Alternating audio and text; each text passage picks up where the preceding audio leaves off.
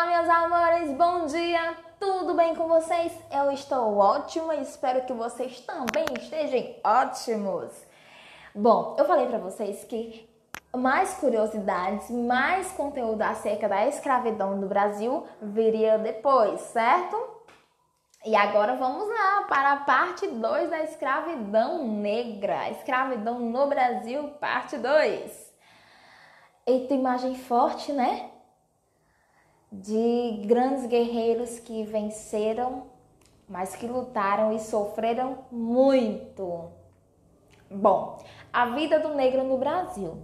Quando eles chegaram aqui não tinha muita liberdade e estavam também muito distantes dos seus familiares. E além de estarem sendo escravos, de estarem sofrendo, também tinha essa perda, esse lado emotivo de estarem distantes dos seus familiares. O trabalho deles era muito difícil, muito penoso.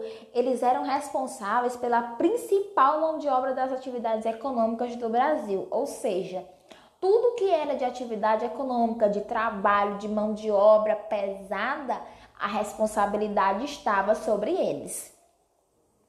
Durante os séculos 16 e 17, trabalhavam principalmente nos engenhos de açúcar. Como eu falei para vocês, quem era responsável por cortar a cana, por preparar a terra para plantar, por moer a cana, fazer o caldo e depois açúcar, todos eles eram responsáveis por este serviço. Outro detalhe, moravam todo mundo junto, homens, mulheres e crianças. E em senzalas, não era em casa boa não era lá na tendazinha, na área da casa do grande senhor, não. Era lá nas senzalas, nos espaços, uns quartinhos bem separados das casas, bem distante das casas. E com toda a precariedade que vocês imaginarem, dos ratos correndo, pulando e saltando, aquela caatinga, aquele fedor mesmo, aquele lugar mesmo que não é apropriado para nenhum tipo de ser humano viver. Eles eram responsáveis pelas principais tarefas no engenho, derrubavam as matas, plantavam, colhiam, moíam a cana e produziam açúcar. Algumas mulheres escravas realizavam trabalhos domésticos na casa dos colonizadores. Lá na casa dos grandes senhores, quem cozinhava, que preparava os alimentos, que limpava a casa, que ficava lá abanando as grandes senhoras, trazendo aguinhas para as madames, eram as escravas. Só que o trabalho escravo não se resolveu somente à indústria de açúcar. Eles também eram utilizados em outras atividades. Eram carregadores, eram barqueiros, pescadores, músicos, vendedores, toda espécie, como eu já falei para vocês, de trabalho que exigia mão de obra pesada, eram os escravos que tinham que dar conta. Eles realizavam todo tipo de trabalho doméstico também, artesanal, trabalhavam em extração de ouro, em cafezal e em troca recebiam somente comida à base de feijão, farinha, mandioca e peixe seco. Olha aí uma imagem de um dos trabalhos deles. E detalhe, não recebeu nenhuma espécie de pagamento. Alimento não é pagamento, eles tinham era que comer mesmo. Como é que eles iam trabalhar?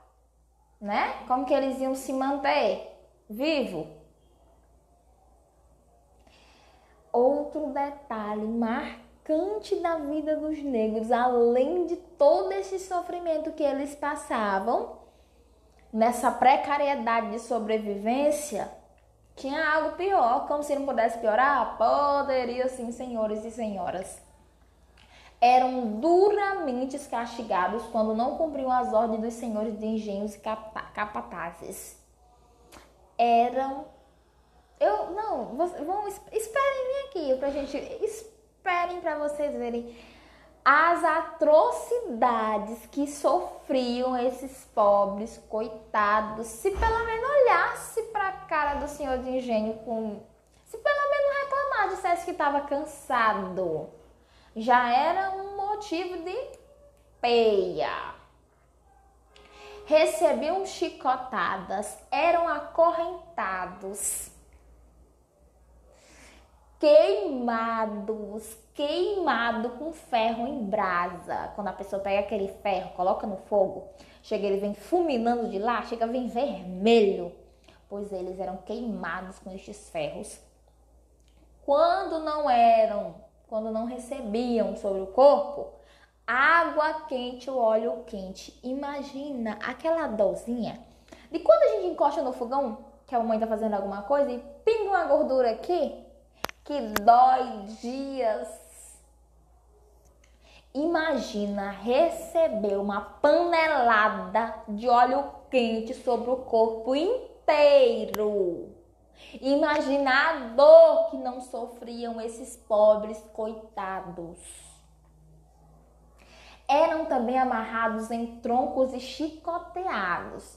Os pés e as mãos eram presas, não davam nem para se movimentar. E apanhavam, como diz a vovó, até dizer chega. Os castigos tinham o objetivo de impedir que os negros fugissem. Por quê? Eles apanhavam muito, eles sofriam muito. Quem é que vai aguentar a vida inteira desse jeito? Vamos tratar o meio de escapulir. Porém, eram castigados se porventura alguém descobrisse o plano. Aí era que ataca, comia. Muitos escravos se rebelavam, atacando os colonos, fugindo sozinhos ou em grupos. Você fugiu para as matas, não estavam formando comunidades chamadas colombas. Se fugisse sozinho, às vezes era capturado, às vezes não conseguia sobreviver porque não conhecia muito sobre o território. E quando fugiam em grupos, eles formavam algumas comunidades e essas comunidades eram chamadas de quilombos. Essa é uma das cenas de agressão. Olha essa vara. Olha esse pobre coitado com as mãos e pés amarrados, recebendo várias chicoteadas. Mas aí o tempo foi passando e não foram pouco tempo não, foi muito tempo que os escravos viveram assim. Mas chegou a grande época da história da vida dos escravos, dos negros, a conquista da liberdade, a Carta de Alforria. No século XIX, cresceram os movimentos pela abolição da escravidão no Brasil. Os negros escravos intensificaram as revoltas, juntavam-se cada vez mais nos colombos. Eles iam fugindo e se juntando em comunidades e criando revoltas. Eles contavam também com o apoio de alguns profissionais liberais, os abolicionistas, que defendiam a abolição, que queriam também que a abolição da escravatura acontecesse no Brasil. Exemplos deles, alguns advogados, médicos e jornalistas. Ajudavam muito os negros. Uma salva de palmas para esses advogados, para esses médicos e para esses jornalistas que lutaram a favor desse direito de liberdade dos negros. Com o aumento das lutas, o governo vota em uma lei que resolvesse o problema definitivamente. E aí, em 13 de maio de 1888, com a assinatura da Lei Áurea pela princesa Isabel, a escravidão foi abolida de fato e estamos livres, assim comemoravam os negros. Pronto, Tia Maélia, agora todos os negros estão livres? Sim, livres! Receberam a Carta de Alforria, a Carta de Liberação. Mas e aí? Como ficou os escravos depois da liberdade? Boa pergunta. Muitos deles não tinham o que fazer. Muitos deles não tinham mais como voltar para suas terras. E aí eles se submetiam a trabalhar para esses, digamos que patrões que eles tinham outrora, porém ganhando muito pouco. e muitos deles se estabeleceram nos morros e bairros pobres da cidade, exercendo serviços temporários ou trabalhos pesados. Na verdade, eles continuavam escravos. Porque não tinha oportunidade de vidas para eles, de emprego. Eles não tinham onde se fixar, eles não tinham onde trabalhar, eles não tinham terras. E aí eles iam para onde? Fazer o quê? A gente pensa que com a abolição da escravidão, graças a Deus, melhorou sim, um tanto quanto, porque eles agora não iam mais trabalhar sofrendo todo esse tipo de sofrimento que eles passavam outrora. Apanhando, sem ganhar nada. Era pouco, mas pelo menos não estavam mais sendo escravos propriamente ditos. E é isso aí, pessoal. Espero que vocês tenham compreendido um pouquinho sobre a parte 2 da escravidão no Brasil, que foi esse período da conquista da liberdade. Um grande abraço para vocês, um cheiro no olho e até a próxima!